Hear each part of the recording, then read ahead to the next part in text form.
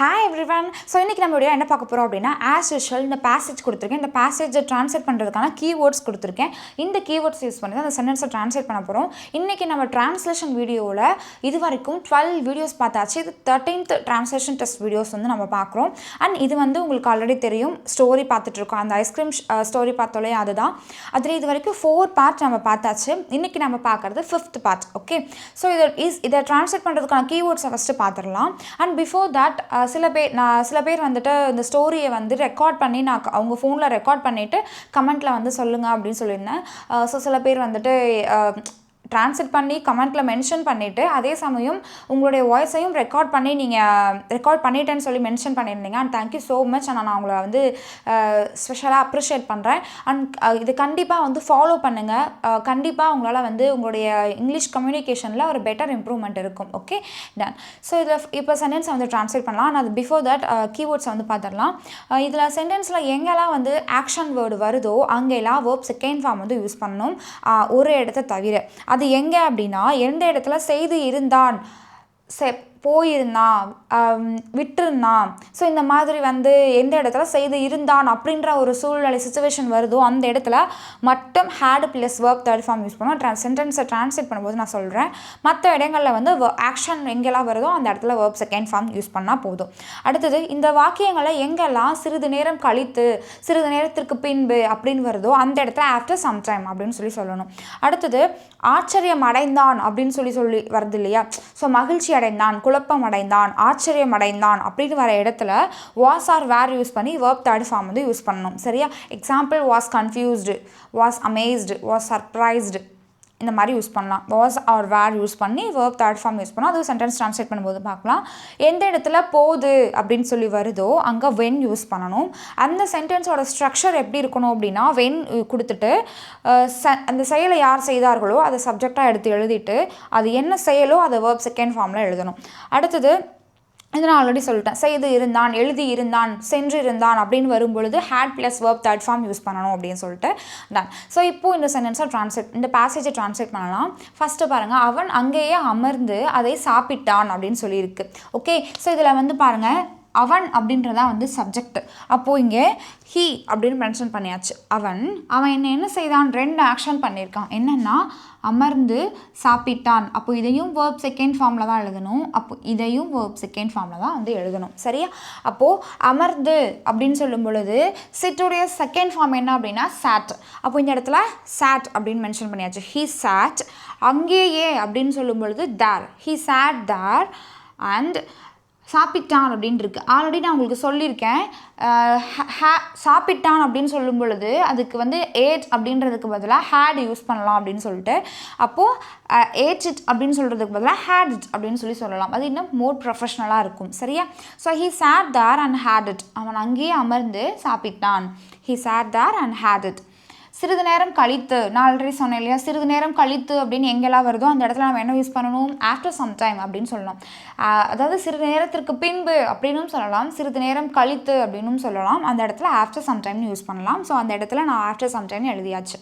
அவன் பில்லை பெற்றான் அப்படின்னு இருக்கு. ஸோ இந்த இடத்துல அவன் அப்படின்றதுக்கு ஹீ யூஸ் பண்ணியாச்சு.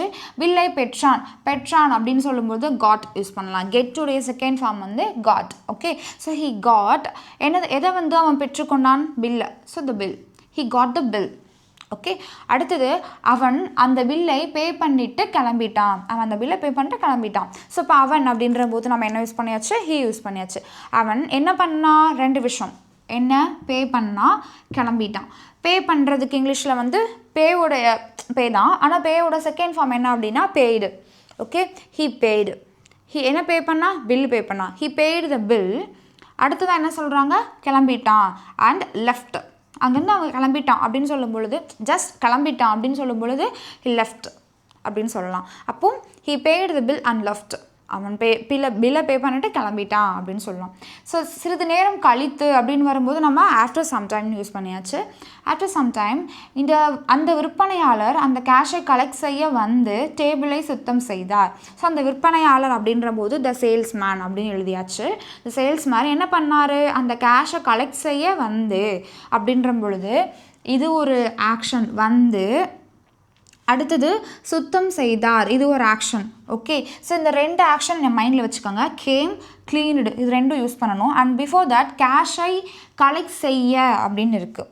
ஓகே, ஸோ இதை நம்ம எப்படி எடுத்துக்கணும் அப்படின்னா டு கலெக்ட், கேஷை கலெக்ட் செய்ய, அதாவது டு கலெக்ட் த கேஷ் அப்படின்னு சொல்லி நம்ம இதை எடுத்துக்கணும். சரியா? டு கலெக்ட் த கேஷ் அப்படின்னா பணத்தை எடுத்து செல்ல, டு கலெக்ட் த கேஷ் அப்படின்னு சொல்லி போடுவோம். அப்போது இந்த இடத்துல நம்ம என்ன சொல்லலாம் அப்படின்னா அந்த விற்பனையாளருக்கு இந்த சேல்ஸ்மேன் அப்படின்னு எழுதியாச்சு. அவர் என்ன பண்ணார், வந்தார். அப்போ அப்படின்னு இடத்துல கேம் யூஸ் பண்ணியாச்சு. கம்முடைய செகண்ட் ஃபார்ம் கேம். இந்த சேல்ஸ்மேன் கேம் எதற்கு வந்தார்? டு கலெக்ட் த கேஷை கலெக்ட் பண்ணுறதுக்காக வந்தார். ஓகே, ஸோ அந்த விற்பனையாளர் அந்த கேஷை கலெக்ட் செய்ய அப்படின்ற போது இந்த salesman came to collect the cash என்ன பண்ணார்? டேபிளை சுத்தம் பண்ணார். And cleaned the table. Okay, so அப்போ நான் இங்கேயும் வேர்ப் செகண்ட் ஃபார்ம் யூஸ் பண்ணியிருக்கேன். அடுத்தது க்ளீன்டு த டேபிள், அப்போ இங்கேயும் நான் வேர்ப் செகண்ட் ஃபார்ம் யூஸ் பண்ணியிருக்கேன். ஓகே, பட் இங்கே நான் வேர்ப் செகண்ட் ஃபார்ம் யூஸ் பண்ணலை. ஏன் அப்படின்னா இது செயல் என்னென்னா செயல் நடக்குதுன்னு அவங்க சொல்லலை. ஓகே, அவர் அந்த செயலை செய்யறதுக்காக வந்தார். அப்போது செய்வதற்கு, எடுப்பதற்கு, கொடுப்பதற்கு அப்படின்னா டு யூஸ் பண்ணி அந்த வேர்ப் ஃபர்ஸ்ட் ஃபார்ம் யூஸ் பண்ணணும். To verb first form use பண்ணணும். செய்ய அப்படின்னா டு டூ, போக அப்படின்னா டு கோ, வர அப்படின்னா டு கம், சமைக்க அப்படின்னா டு குக். அப்போ இங்கே என்ன கொடுத்துருக்காங்க? கலெக்ட் செய்ய அப்படின்ற போது டு கலெக்ட் அப்படின்னு சொல்லி எழுதணும். Okay, ton. ஸோ இப்போ இந்த salesman came to collect the cash and cleaned the டேபிளை சுத்தம் செய்தார். அடுத்த சென்டென்ஸ் பாருங்கள்.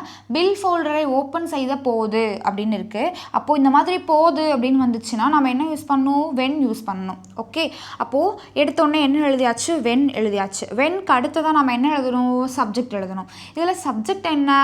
அந்த பில் ஃபோல்டரை ஓப்பன் பண்ணினது யார்?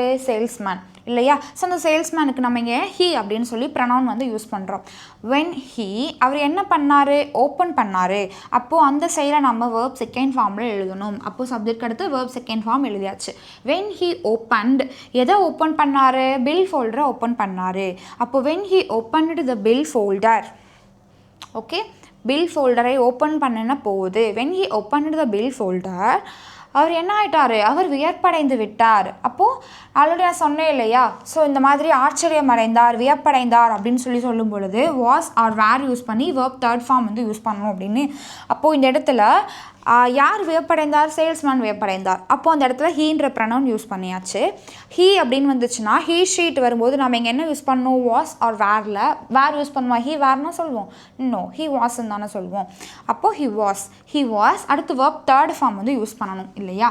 Was or were verb third form use பண்ணணும். அதில் வியப்படைந்தார் அப்படின்னு சொல்லும் பொழுது சர்ப்ரைஸ்டு, ஷாக் ஆகிட்டார். ஓகே, அப்போது ஹி வாஸ் சர்ப்ரைஸ்டு. ஏனெனில் அப்படின்றதுக்கு பிகாஸ் அந்த பையன் 4 ரூபாய் டிப்ஸாக அவருக்காக விட்டிருந்தான் அப்படின்னு சொல்லியிருக்கு. அப்போது அந்த பையன் அப்படின்னு சொல்லும்போது த பாய் விட்டிருந்தான் அப்படின்னு செய்திருந்தான், கொடுத்திருந்தான், போயிருந்தான், சென்றிருந்தான் அப்படின்னு சொல்லி வந்துச்சுன்னா had plus verb third form use பண்ணணும். சரியா?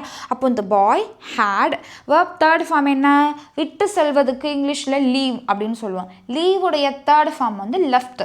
Okay, because the boy had left, அவன் விட்டிருந்தான். என்ன விட்டு சென்றிருந்தான்? 4 ரூபாய். அப்போ 4 rupees. Okay, 4 rupees.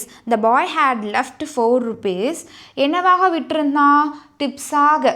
அப்போ ஆஸ் டிப்ஸு. ஓகே, டிப்ஸாக விட்டிருந்தான். யாருக்காக? அவருக்காக. அப்போ இக்காக அப்படின்னு வர இடத்துல நம்ம என்ன யூஸ் பண்ணணும்? ஃபார் யூஸ் பண்ணணும். சரியா? அப்போ ஃபார் யாருக்காக? அவருக்காக அப்படின்ற போது for him. Okay, the boy had left 4 rupees as tips for him. Okay, அடுத்தது அந்த விற்பனையாளர், இந்த சேல்ஸ்மேன். இதுக்கப்புறம் ஸ்டோரி கண்டினியூ ஆகும். இதுக்கு அடுத்து வரக்கூடிய அப்கமிங் ஸ்டோரியை அடுத்த வீடியோவில் நம்ம பார்க்கலாம். இதை ஒன்ஸ் நம்ம ரீட் பண்ணலாம்.